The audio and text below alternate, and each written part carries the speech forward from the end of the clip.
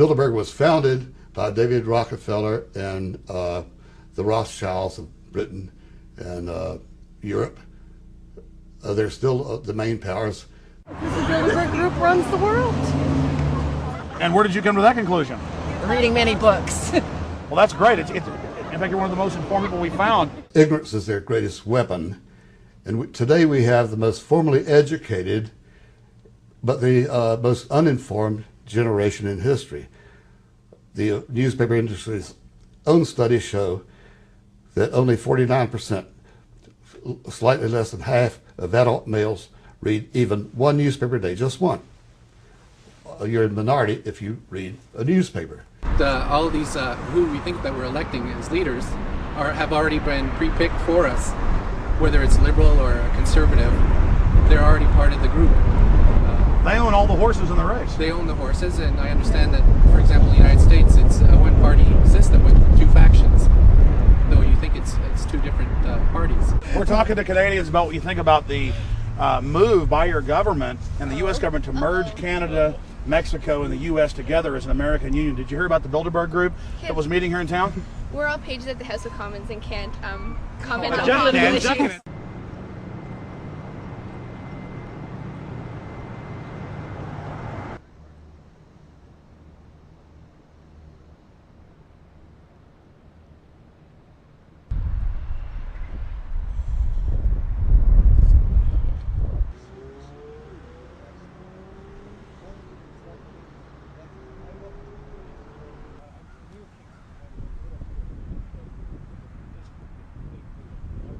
I booked a room way in advance, and when I got here when I checked in at 10 o'clock, they told me that I had, at 10 o'clock at night, they told me I had to be out at 8:30 in the morning, and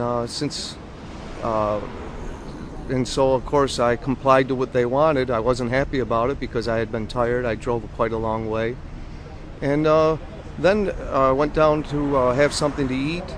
And I just saw a bunch of security here, and I was wondering what was going on, and I asked questions, and they said that they were having a wedding or they were having some sort of reception. So I decided to ask a couple more questions because I thought it was kind of weird. And then I saw them from my hotel window. They were in the back with flashlights looking at the trees, looking up through the trees, and they were also in front of the hotel combing. It looked like combing the hotel. So I kind of was wondering what was going on, and I left. I got up this morning, I checked out, and then the fellow that I spoke with, the last fellow I spoke with, said, well, you'll know all about it in the newspaper. Well, I didn't have to wait because there was a group of people out here telling me everything that was going on. So what did you hear about this place? Just some stuff on the internet about, they meet every year, I guess, usually in Europe, and yeah, it's guys like Soros and Kissinger sort of set policy, I guess. Sir, hey, did you know the Global Mafia is meeting right now? Right now, Global Mafia meeting. These police officers should be at the parks protecting our children from the drugs, the narcotics that the people in this ivory tower are selling to them. Ladies and gentlemen, we're here in Canada today to stand up against the Bilderberg Group that is attempting to get rid of the sovereignty of the United States.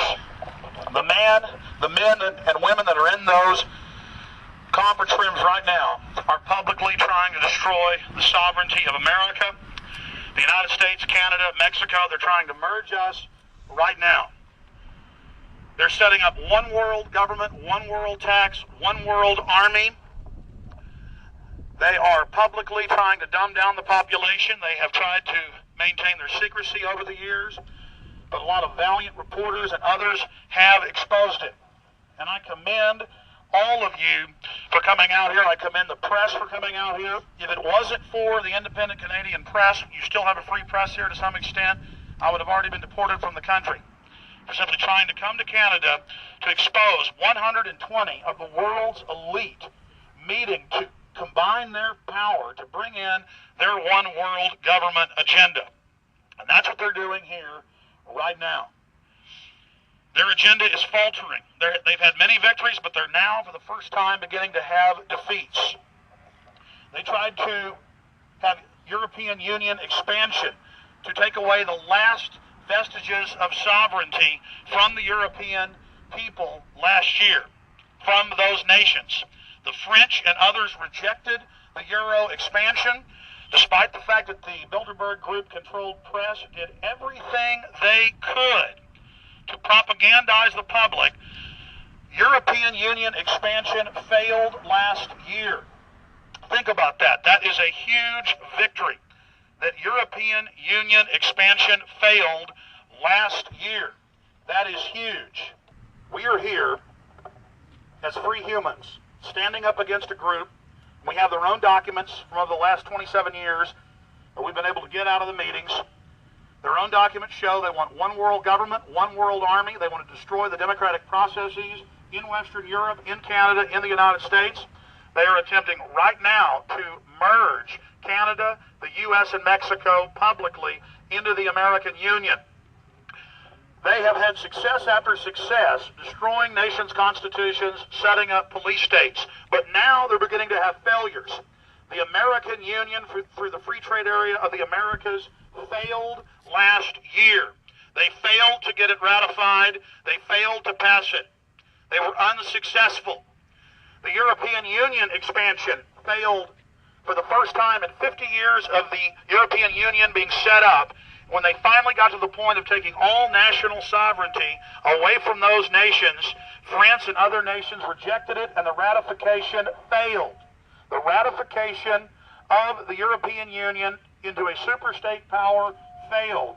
Sovereignty for those nations had a great victory. This is so exciting. So God bless you all for being here.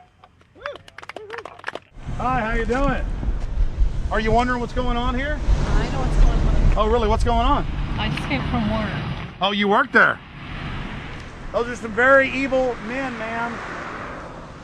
Very evil. The blackout is still almost 100% in the United States, but it was in Helsinki about 1996, I believe it was, when our readers from Helsinki, not many readers, of course, with the expense of the postage, they tend to share the spotlight with each other. And the readers, we had it so early, we had an advance story, the paper gets across the Atlantic, they read it, they mail back first-class letters saying, should we alert the media? Well, I did not think about that years ago. I said, yes.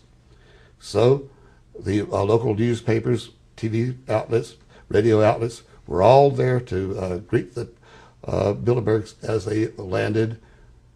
It was heavy page one treatment with photos. And since then, it's been heavy treatment in the European press ever since. Now, here in Canada, there's been extensive coverage of this Bilderberg meeting. Heavy photographic attention to proper questions raised, very good stories.